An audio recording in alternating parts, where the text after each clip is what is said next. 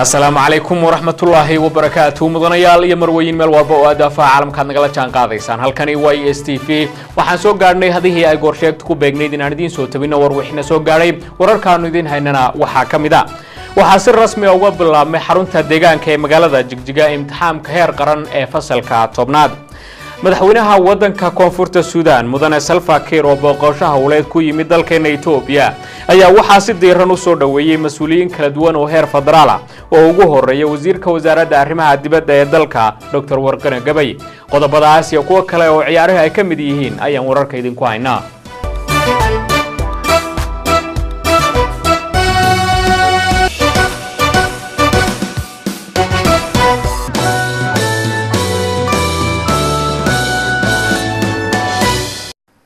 markale kulanto wanaagsan anigu Maxamed Axmed baan ahay ku soo dhawaada warkii oo faahfaahsan waxa si rasmi ah uga bilaabmay xarunta deegaanka ee magaalada Jigjiga imtixaanka heer qaran ee fasalka 10aad warbixin umuurtan ku saabsan Maxamed Ciise ayaa faahfaahinaya sida ay cadaysay wasaaradda waxbarashada jamhuuriyadda dimuqraadiga federaalka dalka Itoobiya in 12 bisha sagaalaad ee sanad dugsiyeedka 2010 oo taariikhda dalka Itoobiya uu ka bilaabmayo guud ahaan dalka oo dhan imtixaanaadka heer qaran gaar ahaan fasalka 10aad ayaa sidoo qorshahu ahaa waxa 8 subaxnimo guud ahaan dalka ka bilaabmay imtixaanka heer qaran gaar ahaan fasalka 10aad haddaba deegaanka Soomaalida Itoobiya oo kamid ah deegaanada sida xawliga u koraya gaar ahaan dhinaca waxbarashada ayaa waxa sanad dugsiyeedka 2010 imtixaanaadka heer qaran gaar ahaan fasalka 10aad 19452 arday oo ku kala galaya 165 dugsi sare oo ka kala tirsan 6 maamul magaalo iyo 93 degmo ee deegaanka waxaana kormeer ballaaran oo ku sameeyay dugsiyada sare maamulka magaalada Jigjiga wafdi ka socday xafiiska waxbarashada dowladda deegaanka Soomaalida Itoobiya oo horkacayo wasiirka xafiiska waxbarashada dowladda deegaanka Soomaalida Itoobiya iyo wasiirka xigeenka xafiiska waxbarashada ee dowladda deegaanka Soomaalida Itoobiya ayaa tiyo la dhowrayo nidaamka iyo shuruucda imtixaanaadka waxa si waafaqsan sharciga loogu horfuray maadadii ugu horeysay ay markaasi ardaydu u fadhiisanayeen imtixaanka tiyo goobjoog ka yihiin mas'uuliyiinta xafiiska waxbarashada dowladda deegaanka Soomaalida Itoobiya kormeerayaasha iyo mas'uuliyiinta imtixaanada waxaana kormeerka iyo geedi socodkan imtixaanaadkan wax ka weydiinay wasiirka xafiiska waxbarashada dowladda deegaanka Soomaalida Itoobiya mudane Ibrahim Aadan Mahad maanta taariikhdu tahay 22 bishii sagaalaad 2010 sida taariikhda Itoobiya waxa guud ahaan Itoobiya iyo deegaankeenaba ka bilowday imtixaankii heer qaran ee 10aadka marka kormeerka iyagu wuxuu ku saabsan yahay inaan indhaynayno habsami socodka imtixaanka waxa ka qayb qaadanaya arday ay tiradoodu dhan tahay 19452 ardayda qaadanaysa imtixaanka 10aadka waxaana ka qayb galaya 527 ilaaliyayaal ah iyo 124 kormeerayaal ah runtii sanadkii dhaweyd xoog fara badan baa galnay markii la barbar dhigo tayada ardayda deegaanada kale waxay ahayd ardayda deegaanada ugu sareysa ardayda dhinaca tayada gaar ahaan waxaan soo qaadan karaa 71 in ka badan ayaa ku baastay imtixaanka ilaa 7000 in ka badan oo arday ah ayaa guud ahaan ku baastay sanadkii la soo dhaafay walow deegaanada kale hoos u dhaceen wuxuu ahaa deegaanka kaliya ee kor u kacay taasina waxay ahayd dadaaladii faraha badnaa ee xafiiska waxbarashada dowladda deegaanka Soomaalida Itoobiya iyo xukuumaddu ay la garab taagnayd ardayda ka soo jeeda dowladda deegaanka Soomaalida Itoobiya ayaa sanadihii ugu dambeysay si xawliya u soo koreysay tiro ahaan iyo tay ahaanba waxaana sanad dugsiyeedkii la soo dhaafay 2009 ee taariikhda dalka Itoobiya ay ardayda deegaanku ay ku guuleysteen 70% ardaydii u fadhiisatay imtixaanaadka heer qaran ee fasalka 12aadka isla markaasina u gudubtay jaamacadaha dalka halka 25 arday sanadkaasi ugu sareysay imtixaanaadkii heer qaran ee fasalka 12aad ay 6 arday oo kamid ah ay ahaayeen arday u dhalatay deegaanka Soomaalida Itoobiya ardaydaasi oo ku jiray kaalmaha ugu horeeya ee 25 arday sidoo kale wuxuu si absamil uga bilaabmay imtixaanka heer qaran ee fasalka 10aad gobolada Erar Shabeelle Afdheer iyo Liibaan Cabdikaafi Axmed Wali ayaa warbixin umuurtan ku saabsan inoo soo koobaya iyada oo imtixaanka heer qaran ee fasalka tobnaad ee sanadlahay uu si guud uga bilowday guud ahaanba dalka Itoobiya oo dhan ayaa waxa uu saaka si rasmi ah uga bilowday dhammaanba dugsiyada sare ee ku yaala gobolada maamul magaalooyinka iyo degmooyinka uu ka kooban yahay dowlad deegaanka Soomaalida Itoobiya oo dhan gobolka Erara ayaa waxa uu imtixaankan fasalka tobnaad ka bilowday 8 dugsi oo ku yaala degmooyinka uu ka kooban yahay gobolka Erara waxaana dugsiyadaasi imtixaankan heer qaran ee fasalka tobnaad uga fadhiistay arday tiradoodu dhan tahay 550 arday waxaana dugsiyadaasi kamid ah dugsiga hoyga agoonta magaalada Fiiqe iyo dugsiga sare iyo u diyaar garowga jaamacadaha ee degmada Fiiqe waxaana dugsiyadan soo kormeeray habka uu imtixaankani uga bilowday mas'uuliyiin isugu jirtay heer gobol heer deegaan iyo heer degmo uu hogaaminayay gudoomiyaha maamulka gobolka Erara waxaana warbaahinta madashaasi kula hadlay gudoomiyaha gobolka Erara mudane Axmed Shuusugulle oo sheegay in degmooyinka gobolka Erara uu sidii loogu talagalay uga bilowday imtixaanka heer qaran ee fasalka tobnaad dhanka kale degmooyinka gobolka Shabeelle iyo maamulka magaalada Godaya ayaa waxa uu imtixaankan heer qaran ee fasalka tobnaad si rasmi ah uga bilowday taasi oo imtixaankan heer qaran ee fasalka tobnaad uu maamulka magaalada Goday ka dhacayo 4 dugsi sare oo ku yaala maamulka magaalada Godaya taasi oo imtixaankan fasalka tobnaad maamulka magaalada Godaya uga fadhiisteen 351 arday waxa uu imtixaankani u bilowday sidii loogu talagalay sida uu noo cadeeyay kusiisimaha maayarka maamulka magaalada Godaya ahna madaxa xafiiska maayarka ee maamulka magaalada Godaya mudane Maxamuud Deega Sheekh Cali dhanka kale degmooyinka gobolka Qorraxay iyo maamulka magaalada Qabri Dahar ayaa waxa uu saaka imtixaankan heer qaran ee fasalka tobnaad uu uga bilowday sidii loogu talagalay waxaana imtixaankan heer qaran ee fasalka tobnaad looga fadhiistay 9 dugsi sare oo ku yaala dhammaanba degmooyinka uu ka kooban yahay gobolka Qorraxay iyo maamulka magaalada Qabri Dahar waxaana imtixaankan fasalka tobnaad u fadhiisatay arday gaadhaysa 7 arday oo wax ka baranayay fasalka tobnaad ee ku yaala degmooyinka gobolka Qorraxay iyo maamulka magaalada Qabri Dahar waxaana dugsiyadan imtixaankani ka socday soo kormeeray mas'uuliyiin uu hogaaminayay gudoomiyaha maamulka gobolka Qorraxay mudane Cabdicasiis Axmed waxa uu mas'uulku tibaaxay inuu imtixaankan fasalka tobnaad ee heer qaran uu sidii loogu talagalay uga bilowday dhammaanba degmooyinka gobolka Qorraxay iyo maamulka magaalada Qabri Dahar sidoo kalena degmooyinka gobolka City ayaa waxa imtixaankan heer qaran ee fasalka tobnaad uga bilowday sidii loogu talagalay waxaana degmada Shineele ee xarunta maamulka gobolka City uu imtixaankan ka bilowday 3 dugsi sare oo ku yaala degmadaasi waxaana imtixaankan uga fadhiisatay dugsiyada sare ee ku yaala degmada Shineele ee xarunta gobolka City arday ay tiradoodu gaadhayso 353 arday waxa uu imtixaankani u bilowday jawi dareen farxadeed sidoo kalena degmooyinka gobolka Afdheer ayaa waxa uu imtixaankani heer qaran ee fasalka tobnaad si rasmi ah uga bilowday 9 dugsi sare oo ku yaala degmooyinka gobolkaasi Afdheer imtixaankan fasalka tobnaad u fadhiistay arday ay tiradoodu dhan tahay 514 arday oo ka fadhiistay dugsiyada sare ee ku yaala gobolka Afdheer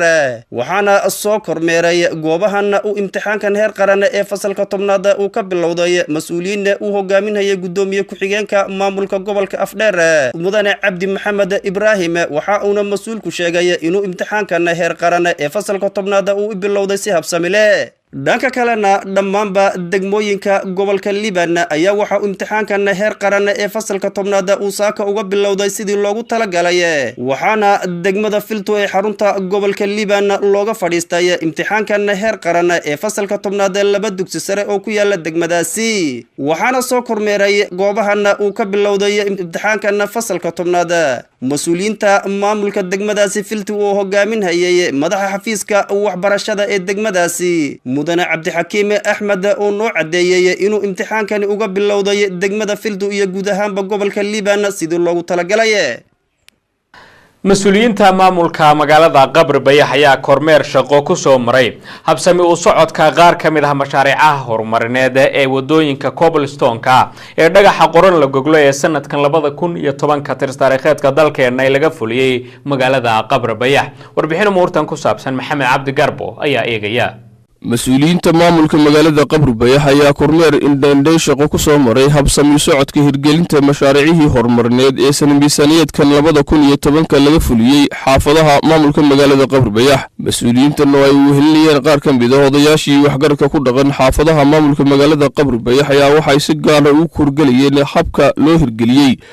5 wado oo xaafadaha maamulka magaalada qabri bayax kuwaas oo la goglay dhagaxa cobblestone loo yaqaano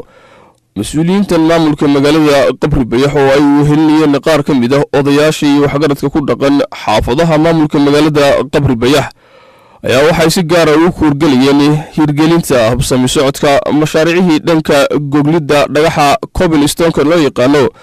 5 xaafadood oo laga kala goglay 5 wado oo ku yaala xaafadaha maamulka magaalada qabri bayax iyadoo laga doonayo codsigii ka yimid bulshada ku dhaqan xaafadaha maamulka magaalada qabri bayax kuwaas oo hore uga codsaday maamulka magaalada qabri bayax in loo sameeyo dhagaxa cobblestone loo yaqaano si loo fududeeyo isu socodka xaafadaha maamulka magaaladaasi iyadoo dhibaato ay ku ahaan jirtay xilliyada roobka maayirka maamulka magaalada qabri bayax mudane mukhtaar maxamed cabdi ayaa kadib markay soo gabagabeeyeen kormeerkooda si shaqo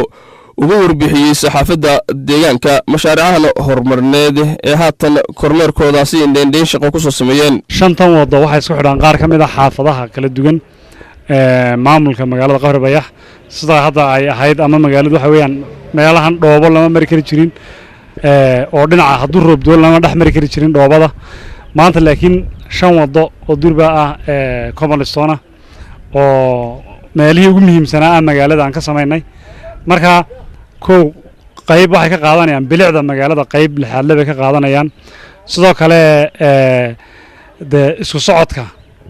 gaadiidka iyo dadkaba oo ay sahlayaan madaxafiisyadka xafiiska maaliyadda iyo horumarinta dhaqaalaha ee maamulka magaalada qabri bayax marwo samsam xasan cabdi ayaa dhankeeda ka warbixisay mashaariicahan horumarineed ee laga fuliyey xaafadaha maamulka magaalada qabri bayax wadadan waxay magaalada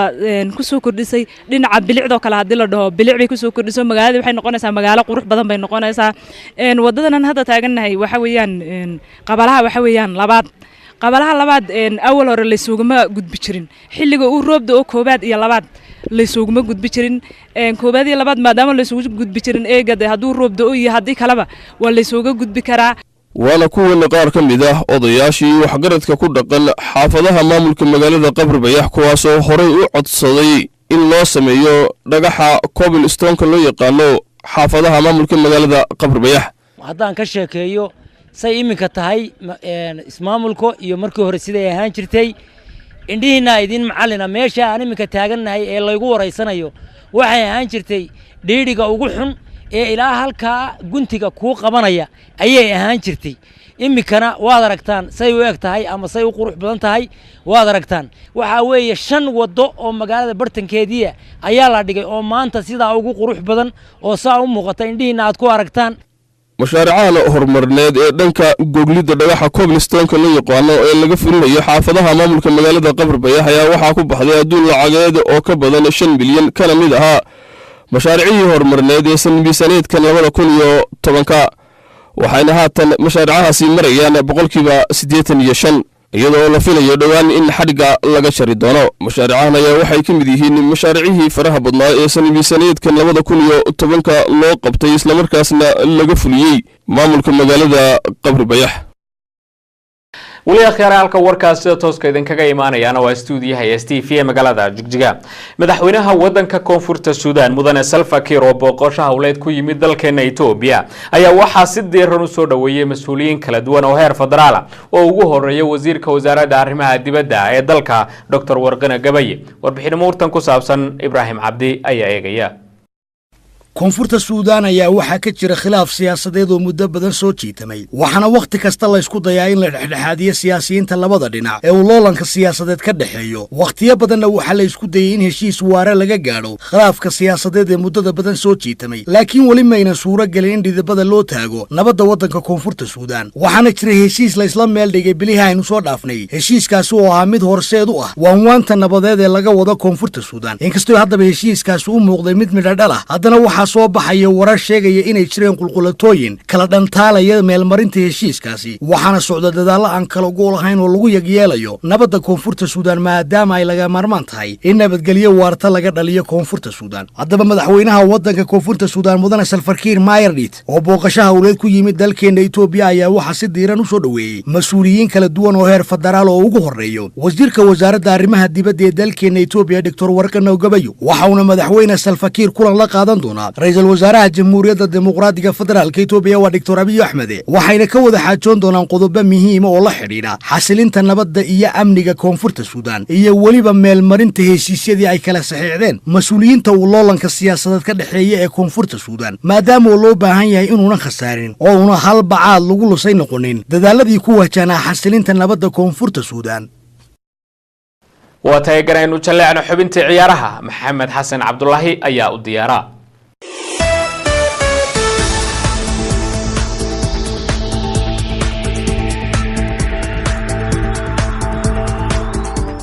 kooxda horkacaya tababara Antonio Conte Chelsea iyo Manchester United ayaa ka mid noqday tartanka loogu jiro saxiixa difaaca kooxda Barcelona ee Jordi Alba ciyaaryahankan ayaa sugay in Barcelona heshiis cusub ay u soo bandhigto laakiin wakiilkiisa ayaa sheegay in xiddiga daafaca ka ciyaara uu ka niyad jabay sugitaanka heshiiska kooxda Barcelona heshiiska ciyaaryahanka Jordi Alba uu haatan kula jiro kooxda Barcelona ayaa dhici doona sanadka 2020 waxa uuna wargeyska Sport sheegaya in Manchester United iyo Chelsea ay heegan galeen diyaarna u yihiin xiddigan ay helaan labada kooxood ayaa ugaarsi ugu jira suuqa xagaagan iyagoo doonaya difaaci cusub Jose Mourinho ayaa si aad ah u doonaya inuu kooxdiisa xoojiyo si uu Manchester City ula tartamo xilli ciyaareedka dambe Jordi Alba ayaa si aad loogu qiimeeyaa dhanka kubadda cagta adduunka isagoo ah xiddig saameyn ku leh dhanka difaaca iyo weliba weerarka wakiilka xiddiga ayaana sheegay in xiddigu uu si aad ugu niyad jabsan yahay in kooxda Barcelona heshiis cusub ay u soo bandhigto arrintan ayaana waxaa ka faa'iideysan kara kooxaha Manchester United iyo Chelsea oo doonaya ciyaaryahankan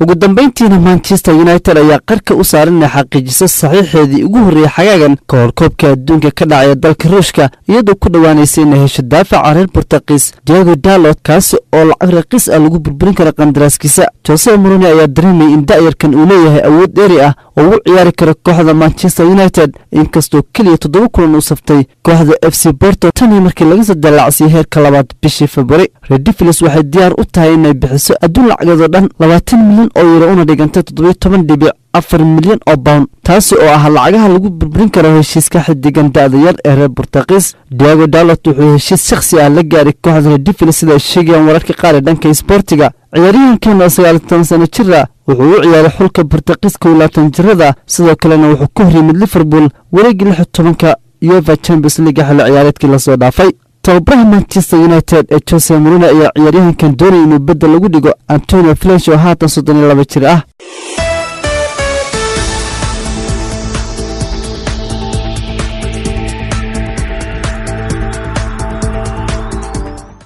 akhyaarta qiimo iyo qadarinba mudan ah wada nagala xidhiidho intaasi waxaynu uga war wixina soo gaadhay tan iyo kulantadeena dambe aniga akhyaartay kala qayb gashay tabinta warkan isku duubna waxaan idinku dhaafaynaa salaamu calaykum waraxmatullaahi wabarakaatuh